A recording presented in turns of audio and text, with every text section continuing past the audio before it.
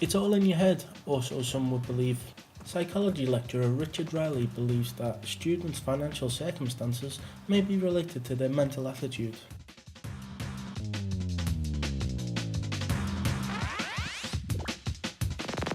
Richard has also written a paper on student budgeting, and as he's been at universities for over 20 years, we believe he has a broad picture of student finances.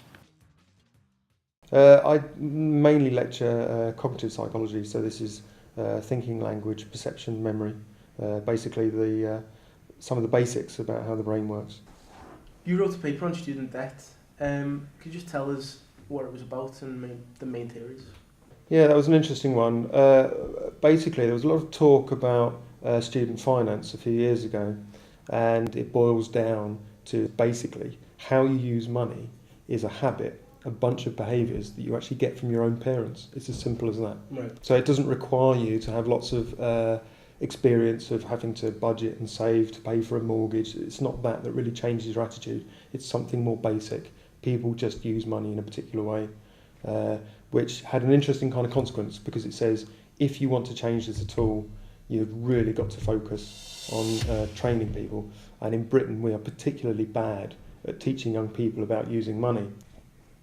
You've been at universities for over 20 years. How do you think student finance has changed in that time? Informally, yes, of course, with tuition fees, I've seen changes that I think I can relate, but that would be informal. So, for example, I am aware over the last 2 years in particular that the amount of student behaviour that involves kind of spending money or going out has decreased a lot. Oh, really? I think so, absolutely. Has that changed because of the current economic climate? Yeah, the natural thing to do would be to associate it with the economic climate, but I don't know what other behavioural changes are there. I think there's a study in Canada where they found that the assumption that young people don't save money is just completely untrue. Young people do have savings accounts with money in, but there's this kind of long-standing assumption that they're busy spending it on beer instead. Yeah. It's just not the case. What is the psychological impact of student debt on the average student? Yeah, well, the classic result, the Davis and Lee result from the mid-1990s, says very clearly that there's a psychological impact, that students come into contact with debt and this has a negative impact on them, that they become more likely to get into more debt and more distress. So it's like a downward spiral. Right. So if you inflict debt on students, Yeah. and that could even be an argument against loans in some respects, that it has a negative impact and it sets them off on the course of events that leads into more and more debt. Yeah. What would be your main financial advice to give to a student about to start university? My advice would be is take note of what we do know, which is that once you've had your first taste of debt, you might end up finding that you get a little bit immune to it, and this will end up with you going down a slippery route. So to be aware of that. Money is a big factor on your course. A lot of people simply wouldn't be able to go to university on their own financial power. That's why, when it comes to raising funds for your tuition or your expenses, the people at Student Finance can be a great help. I went to talk to them to see what a student is entitled to. My name's Janice Barnes and I'm a Finance and Welfare Rights Advisor here at Edge Hill University. What is the figure for student loans? If they live in a home, they can apply for up to £3,838 per academic year. And if they're living away from the parental home, they can apply for up to £4,950 per academic year. How would a student apply for a loan? Students would apply for their funding through Student Finance England, and they can do that online at www.direct.gov.uk/student finance. What financial support do you offer at this university? Well, through the university we offer Edge Hill bursaries. An Edge Hill bursary is available to students who are in receipt of the full maintenance grant. So if a student receives the full maintenance grant through Student Finance England, again it proves that they're coming in from a low income household.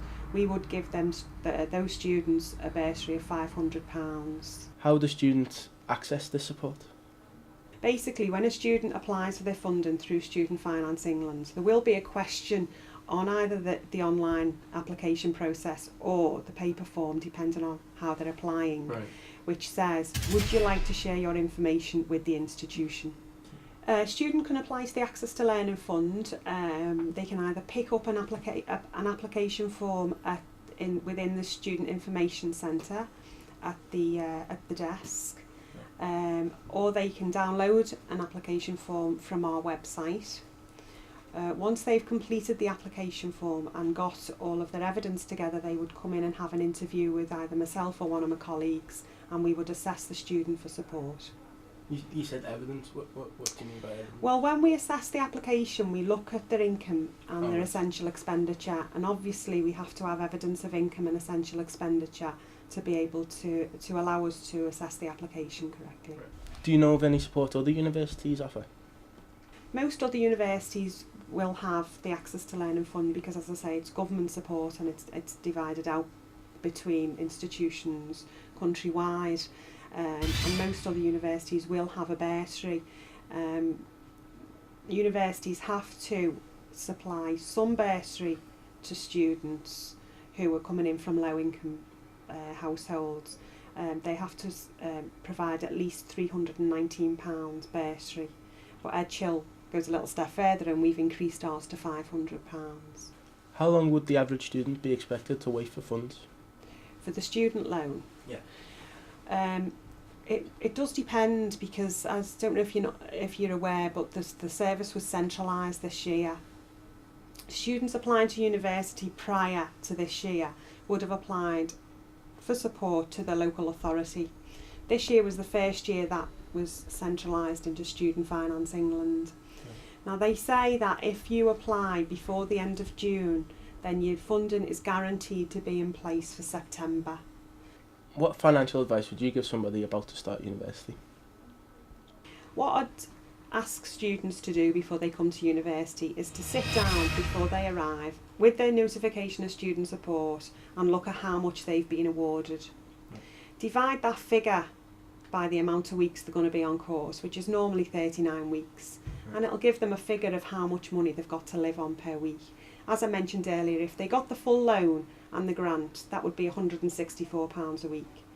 Then I would advise that they would obviously know at this point what rent they were likely to pay, to take that off so they know what they're left to spend each month, each week.